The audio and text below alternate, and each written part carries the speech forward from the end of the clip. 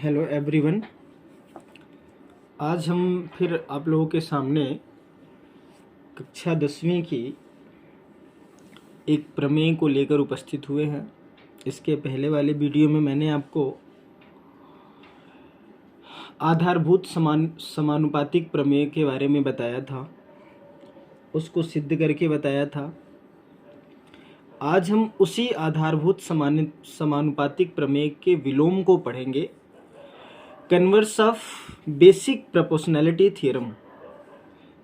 और ये प्रमेय आपकी 6.2 है, बहुत ही अच्छी प्रमेय है।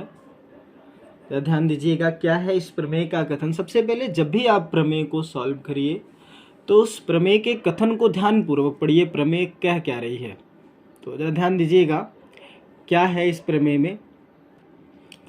ये प्रमेय कह रही है कि यदि एक रेखा किसी त्रिभुज की दो भुजाओं को समान अनुपात में विभाजित करती है तो वह तीसरी भुजा के समांतर होगी। ध्यान से समझिएगा। सबसे पहले हम जरा ध्यान दीजिएगा, एक चित्र बनाते हैं, चित्र के माध्यम से फिर आपको समझाते हैं। जैसे मान लीजिए, सपोज कर लीजिए हमारे पास एक त्रिभुज है, यहां हम बना देते हैं। मान लीजिए हमारा ये त्रिभुज है,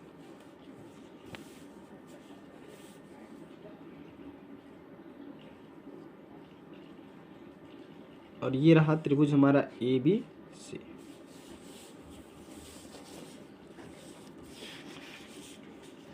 जस्ट ए मिनट, ये हमारा रहा त्रिभुज ABC।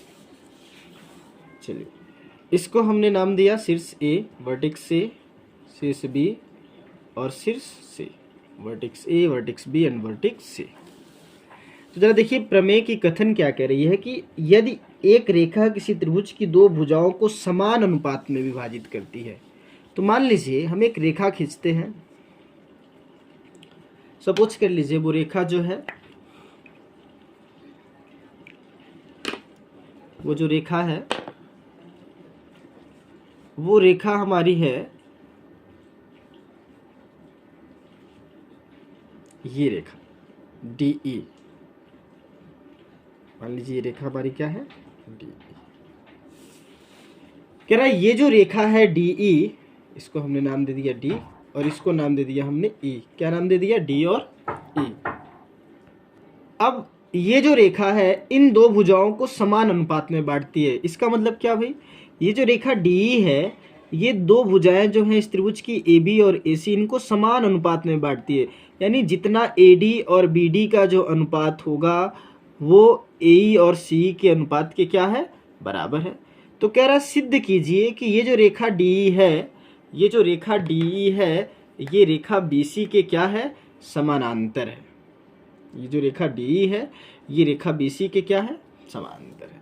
तो सबसे पहले जब भी किसी प्रमेय को आप सिद्ध करिए तो उसमें जो चीज़ें ज्ञात हैं पहले उनको लिख लीजिए। तो सबसे पहले हम लिखते हैं क्या क्या ज्ञात है, जरा ध्यान दीजिएगा। ज्ञात है ना, ज्ञात है में क्या लिखेंगे बच्चों, त्रिभुज ABC में, त्रिभुज ABC में रेखा DE कामा भुजा AB व भुजा AC को, भुजा AC को बिंदु D तथा E पर, D तथा E पर, है ना, इस प्रकार प्रच्छेद करती है, इस प्रकार प्रतिच्छेद करती है कि क्या भाई, कि इन भुजाओं का यानी जो भुजाएं हैं AB और AC, इन दोनों भुजाओं को ये जो बिंदु D और E है इस प्रकार प्रच्छेद करता है कि इनका अनुपात ये जो भाग बच रहे हैं इस एडी रेखा के दो भाग एडी और बीडी का जो अनुपात होगा वही अनुपात वो बराबर होगा एई और सीई के अनुपात में। अर्थात एडी बटा बीडी ये बराबर है आपका एई बटा एडी बटा बीडी बराबर ये आपका है एई बटा सी। ये आपका इस प्रमेय की कथन कह रही है। ठीक है, चलिए अब उसके बाद ये तो ज्ञात हो गया। अब हमें जो सिद्ध करना है उसे क्या सिद्ध करना है? सिद्ध करना है, चलिए ध्यान दीजिएगा क्या सिद्ध करना भाई। सिद्ध ये करना है ये जो रेखा डी है ये जिन दो भुजाओं को दो बिंदुओं पे प्रच्छेद करती है ना, ये रेखा डी इस तीसरी भुजा के त्रिभुज की इस तीसरी भुजा के समानांतर होगी। यानी हमें ये सिद्ध करना है कि डीई समानांतर क्या है? बीसी। यही हमें सिद्ध करना है। चलिए ध्यान से समझिएगा। हम क्या करते हैं अपने मतलब के लिए एक रचना करते हैं। क्या रचना करते हैं? तो ध्यान दीजिए।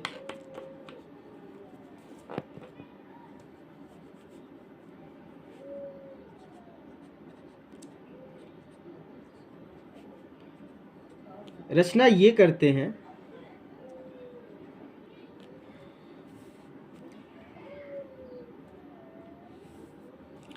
यहां हम ये मान लेते हैं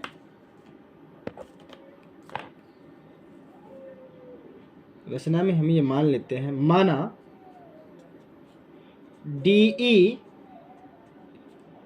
is not parallel to BC। हमने ये माना कि जो ये DE रेखा है वो इस BC रेखा के समानांतर नहीं है। यानी हम कंट्राडिक्शन मेथड को, विरोधाभास जो विधि होती है उस विधि का प्रयोग, ये कह रहे हैं कि ये इसके समानांतर होगी, लेकिन हम ये मानेंगे कि ये रेखा इस भुजा के समांतर, ये भुजा इस भुजा के समांतर नहीं होगी। तथा हम क्या कर रहे हैं इसके समानांतर ये मान रहे हैं कि BC की जो समांतर रेखा है वो ये है। और सपोज कर लीजिए ये जो रेखा आपकी है वो E डैश है। क्या है? E dash. तो जरा ध्यान दीजिएगा। तथा DE डैश समानांतर है किसके? BC। ठीक है, चलिए अब इसके बाद हम चलते हैं उपपत्ति पे। क्या चलते हैं हम इसके बाद? उपपत्ति।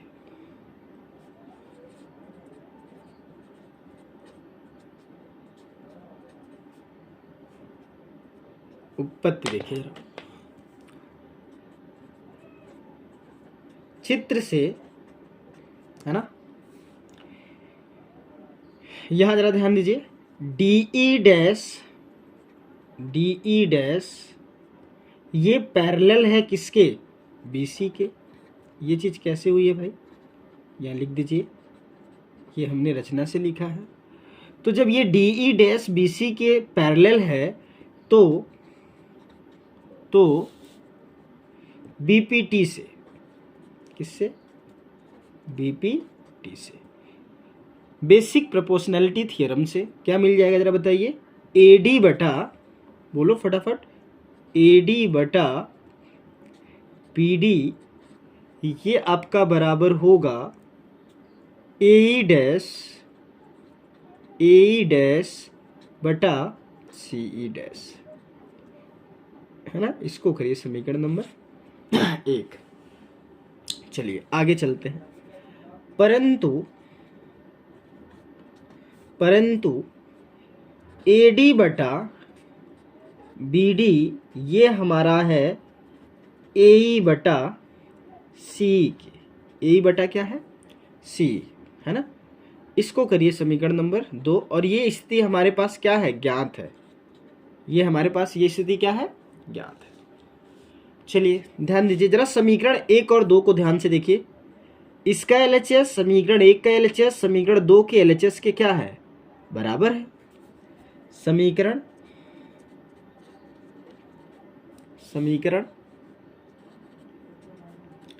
1 और 2 से। हमें क्या मिला भाई? इसका LHS इसके LHS के बराबर, तो इसका RHS इसके RHS के क्या होगा? बराबर होगा। ये हमारा हो जाएगा AE डैश बटे C डैश बराबर AE बटा CE। AE बटा क्या हो जाएगा? CE। चलिए अब जरा ध्यान दीजिएगा आगे। आगे क्या है भाई? ठीक है, अब हम क्या करते हैं, इसके दोनों पक्षों में इसके दोनों पक्षों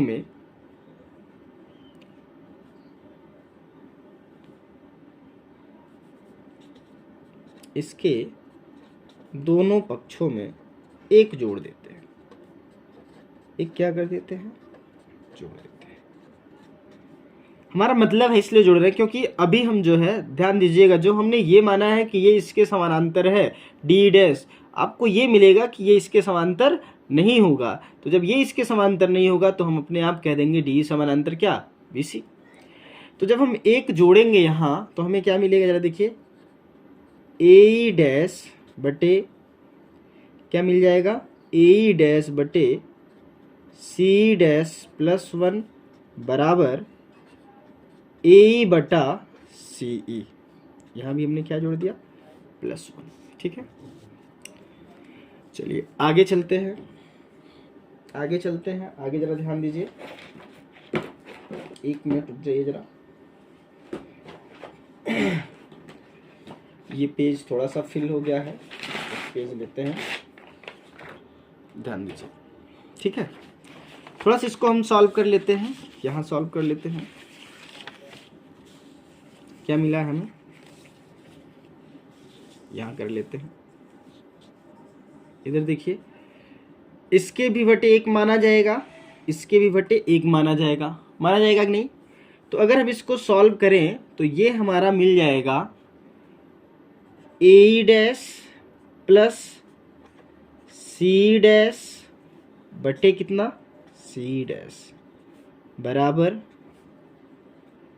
यहाँ जरा ध्यान दीजिए, AE C का 1 में मल्टीप्लाई होगा, C बटे कितना? CE। अब जरा चित्र को देखिए, सभी लोग यहाँ देखो। यहाँ हमारे पास क्या है? AE dash plus C dash, है ना?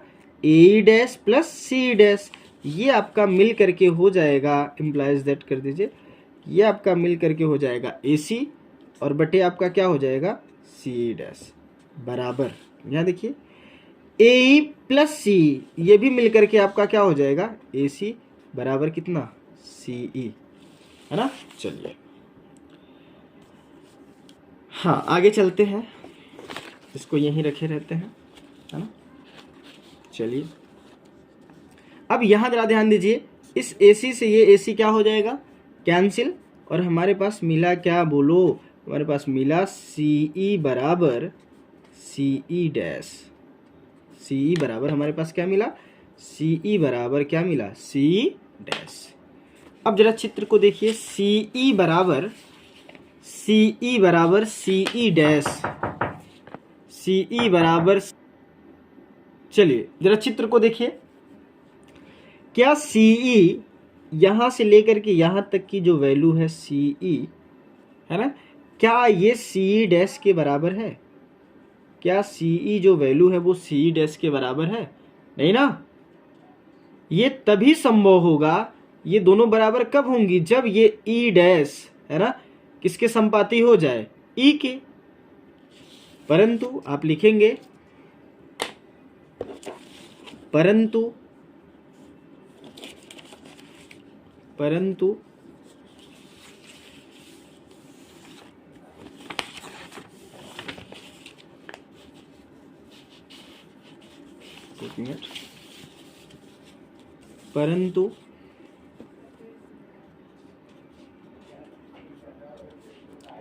यह संभव नहीं है।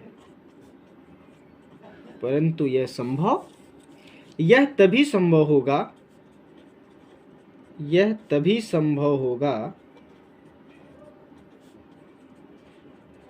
देखिए, यह तभी संभव होगा जब ई डैश ई के क्या हो जाए, संपाती हो जाए, यानी ये ई डैश कहाँ आ जाए, ई पर। जब ई डैश है ना बिंदु ई के क्या हो जाए, संपाती हो जाए, बिंदु ई के क्या हो जाए, संपाती हो जाए। और जब ये बिंदु ई के संपाती हो जाएगा तो समझो, जब ये बिंदु ई के संपाती हो जाएगा तो हमें क्या मिलेगा, बोलो भाई, डी डैश बराबर आपका हो जाएगा डी डैश बराबर क्या हो जाएगा, डी। और जब हमने देखा है, रचना क्या किया था कि डी डैश समानांतर क्या है, बी सी, तो आप क्या लिख देंगे, जब डी डैश बराबर डी हो गया तो डी भी क्या हो जाएगा, तो डी समानांतर क्या हो जाएगा, बी सी। और यही हमको सिद्ध करना था, है ना, हेंस प्रूव्ड, या इसी को आप कहते हैं इति सिद्धम। क्या कहते हैं, इति सिद्धम। तो ये था आपका बेसिक प्रोपोर्शनैलिटी थ्योरम का कन्वर्स थ्योरम, जो वास्तव में बेहद ही आसान था, है ना, कुछ इस तरीके से है। और इसको आप बहुत ही आसानी से सॉल्व कर सकते हैं, प्रूव कर सकते हैं, कहीं किसी भी एल्गोरिथम में, कहीं किसी भी स्टेप में कोई दिक्कत नहीं होगी, और आप बहुत ही इजीली इसको सॉल्व कर सकते हैं, है ना। तो समझिए, ये रहा आपका यहाँ से लेकर के यहाँ तक, है ना, ये प्रमेय का पहला स्टेप जो हमने सॉल्व किया है, ठीक है। और उसके बाद ये रहा इस प्रमेय का दूसरा स्टेप, है ना। तो इन दोनों स्टेप्स को आप देख सकते हैं भली भांत, इधर देखिए, इन दोनों स्टेप्स को आप भली भांत देख सकते हैं, स्क्रीनशॉट भी ले सकते हैं। ये सेकंड स्टेप का रहा और ये हमारा रहा फर्स्ट स्टेप का। इसको आप स्क्रीनशॉट ले करके फिर आराम से, या हमारी वीडियो को रोक करके भी आप इसको देख सकते हैं, कॉपी और पेन, क्या कहते हैं, रफ और पेन ले करके इसको बारी बारी से स्टेप वाइज नोट भी कर सकते हैं, कहीं कोई दिक्कत नहीं होगी। इसके बाद हम फिर नेक्स्ट वीडियो में इस पे बेस्ड प्रॉब्लम को सॉल्व करेंगे, जो बोर्ड एग्जाम के पॉइंट ऑफ व्यू से काफ़ी महत्वपूर्ण होगा, ठीक है। तो अगर ये वीडियो आपको पसंद आए तो लाइक ज़रूर कीजिएगा, और अगर कहीं कोई दिक्कत होगी तो कमेंट सेक्शन में अपना कमेंट ज़रूर दीजिएगा। Thank you everyone, have a great time, take care, bye.